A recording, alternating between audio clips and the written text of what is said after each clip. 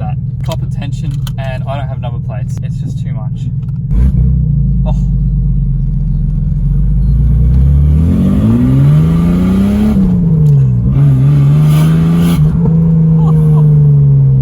What a note.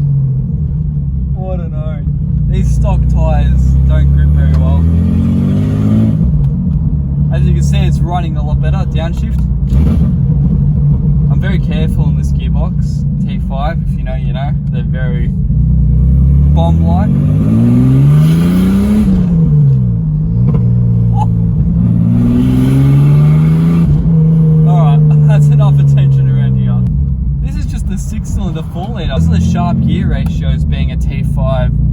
You know, first to third is very short.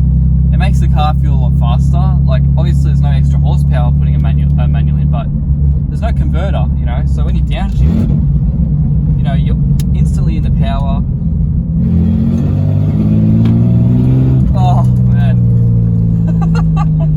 Needs a bit of a wheel alignment, because I redid the entire steering rack. What a note. You can see how I use a lot of fuel.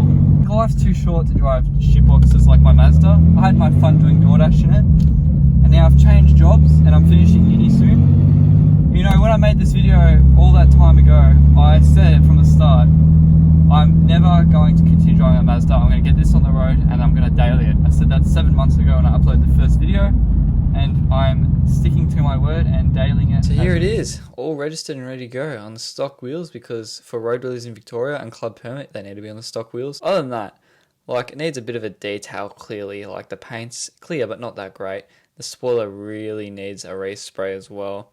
And while I'm at it, I'm also going to fix the taillights because they are cracked. And, you know, it's just basic stuff like that. It'll clean the car up eventually. For the door molds, I've already got the XR6 ones, which are red. And then I've got to respray the back and front ones into this black. I think it'll look a lot better.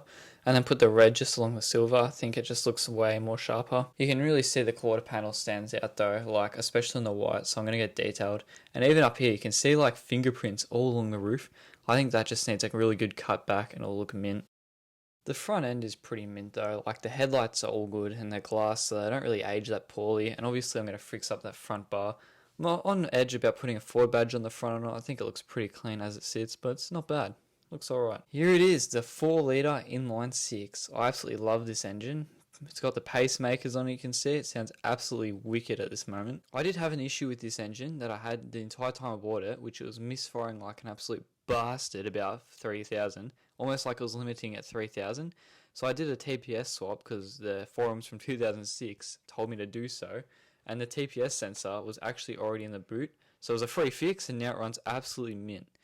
Obviously, as you'll hear in the drive, it's got an exhaust leak, but it's a stock exhaust. So I just put an aftermarket on it and I'm pretty bloody keen to get it going.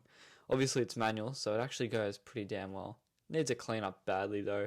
But, you know, these are all potential video ideas that I reckon will come very soon. But the car is clean. Like, if you look in the interior, I've put the stock wheel back on and that has cruise control, which is pretty cool for a 1992. But, like, it is generally clean. Like, I love their cluster. If you come down the middle, everything's clean.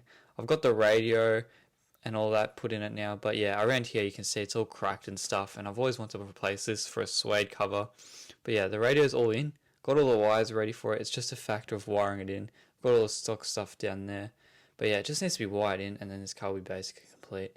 Because everything else is pretty clean. Like, obviously it could do with, like, a cleanup. Like, a proper detail. But it's nice. It's not bad. But yeah, if you come in the boot, it's got heaps of extras. This is what came with the car, which I'm keen for. Obviously, you got the brake rotors and pads, but the ones I got are good enough for now. And then in the box, this is where I had the TPS sensor, and then you have the AU injectors. You can see they're multi-point, so it's got about 4 holes in them.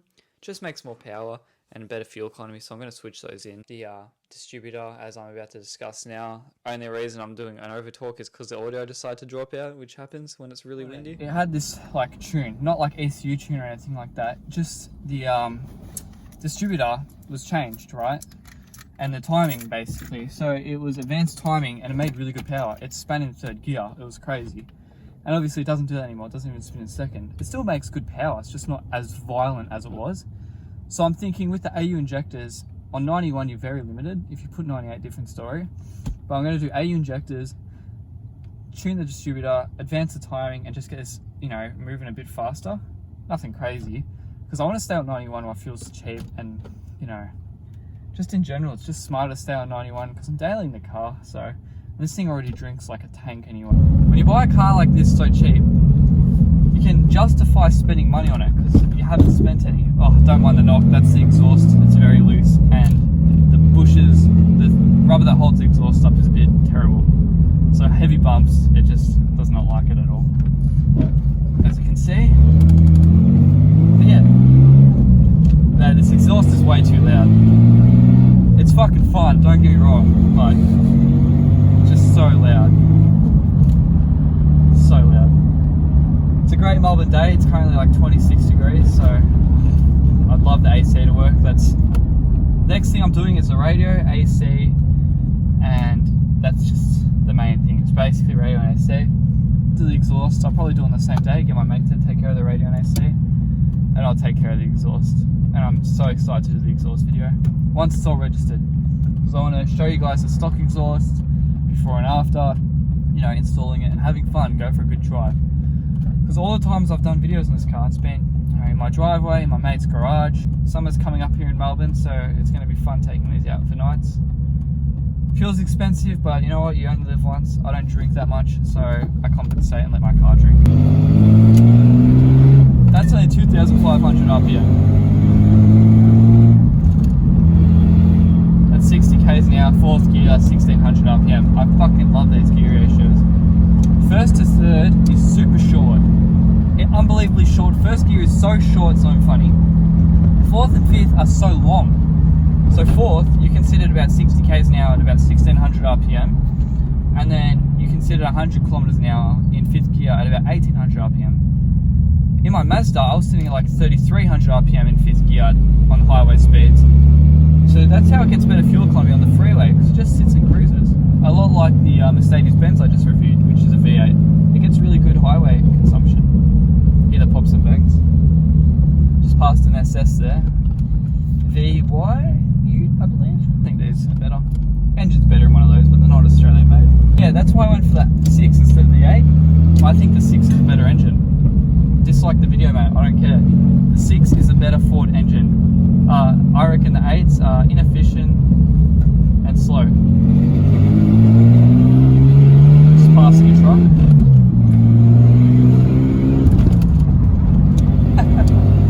So much fun, I love it.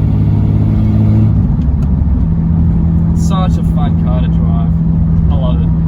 Can't get enough of it.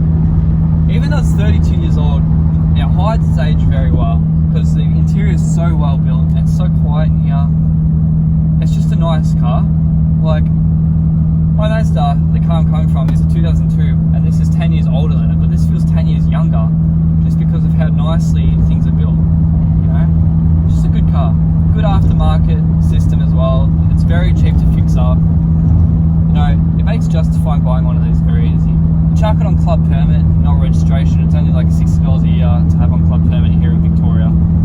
I don't know what the rules are for other states or what other countries do, but registration is usually about $900 nowadays for a year, and club permit is about $80, and your club will probably charge you between $20 and $60, so it's about $130 a year, and that's it. So you only spend like $130 all up rather than spending $900. So you know, this car might drink a lot of fuel to daily it, but I'm basically getting a $670 fuel voucher in return for being on club permit, which I think is really worth it, if you know what I mean, because of the price you save. You know, if you don't drive like a complete dick, these things aren't that bad, and they're reliable.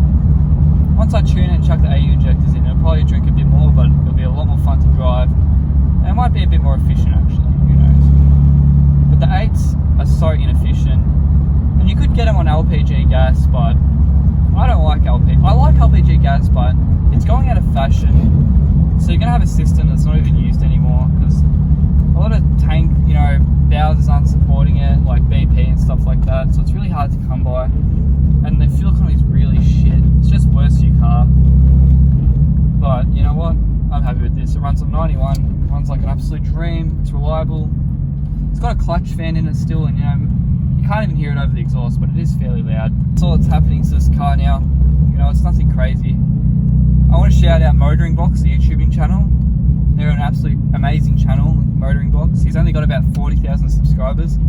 I've been watching him for years, maybe 3 or 4 years. He used to do really detailed reviews on these older cars, like a VT, the AU, an NC Fairlane, and I loved him. I loved watching how passionate he was about these older shitbox cars, how much love he would put into them, doing them up, and it inspired me to do it. So, you know what, Motoring Box, shout out to you, my friend. You're an absolute legend.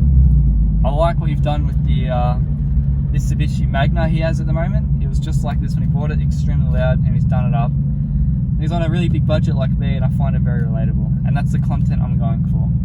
Stuff like that. So, you know what? Check out Motoring Box. He's a great guy. Anyway, guys, that's it for the video. It's nothing crazy. I've been stuck in stop-start traffic, and I don't even notice it or care because I'm having so much fun driving this car.